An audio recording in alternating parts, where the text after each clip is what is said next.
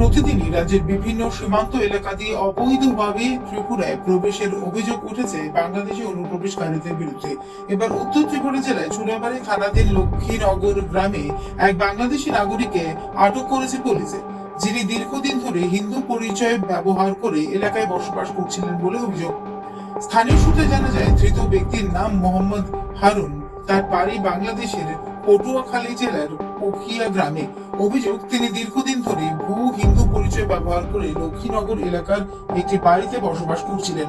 শুধু নাম পরিবর্তনই নয়, গলায় তুলসীর মালা পরা থেকে শুরু করে হিন্দু ধর্মীয় আচার অনুষ্ঠানও পালন করতেন তিনি, যাতে স্থানীয়দের সন্দেহ হয় না।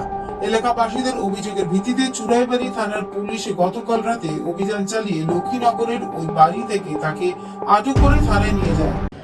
গতকাল রাত্রে আমাদের কাছে খবর এসেছে, লক্ষ্মীনগর একটা পরিত্যক্ত ঘরে একজন অপরিচিত লোক সন্দেহবানের অবস্থায় আছে।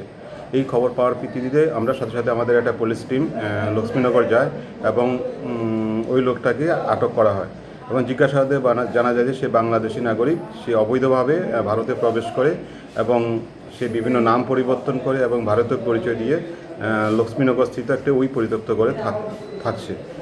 তো তার কাছে কোনো বৈধ পাসপোর্ট নেই। তো যথারীতি আমরা ওকে আটক করি এবং ওকে আমরা গ্রেপ্তার করি। ওর কাছ থেকে 2টা মোবাইল ফোনও আমরা বাজেয়াপ্ত করি।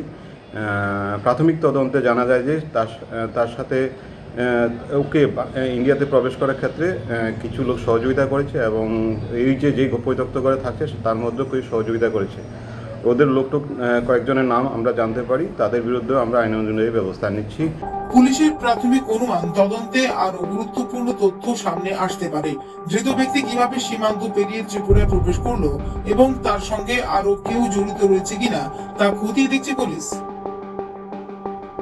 সীমান্ত এলাকায় অবৈধ অনুপ্রবেশ নিয়ে নতুন করে উদ্বেগ তৈরি হয়েছে। প্রশাসনের পক্ষ থেকে সীমান্তে নজরদারি আরো জোরদার করার দাবি তুলেছেন স্থানীয় বাসিন্দারা।